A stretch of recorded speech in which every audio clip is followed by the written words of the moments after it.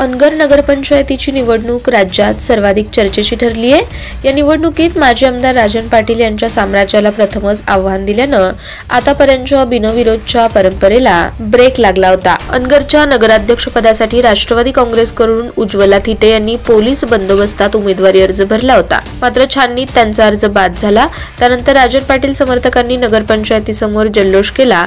यावेळी पाटील यांचे थोरले चिरंजीव विक्रांत उर्फ बाळराजे पाटील यांनी थेट उपमुख्यमंत्री अजित पवार यांना चॅलेंज केलंय। त्याची सोलापूर राजकीय वर्तुळात जोरदार चर्चा होताना दिसतीये। अनगर ग्रामपंचायतीचे नगरपंचायतीमध्ये रूपांतर झाल्यानंतर पहिलीच निवडणूक होती। त्या निवडणुकीत भाजपकडून माजी आमदार राजन पाटील यांच्या सून प्राजक्ता अजिंक्य राणा पाटील यांनी उमेदवारी अर्ज भरला होता। आतापर्यंतच्या परंपरेनुसार अनगर नगरपंचायतीची निवडणूक बिनविरोध होईल अशी अपेक्षा पाटील समर्थकांना होती, मात्र राष्ट्रवादी काँग्रेसकडून उज्ज्वला थिटे यांनी अर्ज दाखल केला। पोलीस बंदोबस्तात त्यांनी नगराध्यक्ष पदाचा अर्ज दाखल केला होता। त्यामुळे अनगर नगरपंचायतीच्या निवडणुकीची राज्यभरात चर्चा झाली, तसेच बिनविरोधाची परंपरा आता खंडित झाली। मात्र छाननीत राष्ट्रवादी काँग्रेसच्या उमेदवार उज्ज्वला थिटे यांचा अर्ज बाद झाला।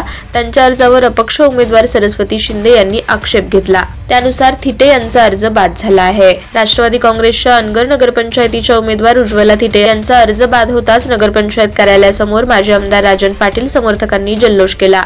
त्या जल्लोषात माजी आमदार राजन पाटील यांचे थोरले चिरंजीव विक्रांत पाटील हेही सहभागी झाले होते। त्यांना कार्यकर्त्यांनी खांद्यावर घेऊन जल्लोष केला। या जल्लोषाच्या वेळी विक्रांत उर्फ बाळराजे पाटील यांनी थेट उपमुख्यमंत्री अजित पवार यांना चॅलेंज केले। अजित पवार सगळ्यांचा नाद करायचा, पण अनगरकरांचा नाद करायचा नाही, अशा शब्दात खुद्द विक्रांत पाटील यांनी चॅलेंज दिलंय। त्यांच्या या आव्हानाची आता जिल्ह्यात सर्वाधिक चर्चा होताना दिसतीये।